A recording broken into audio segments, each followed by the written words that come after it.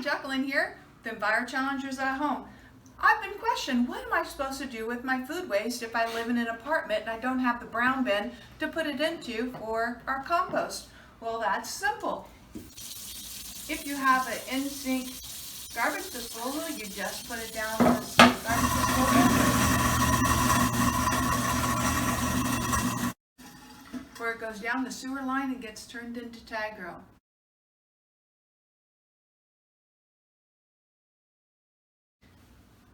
See you later. Thank you.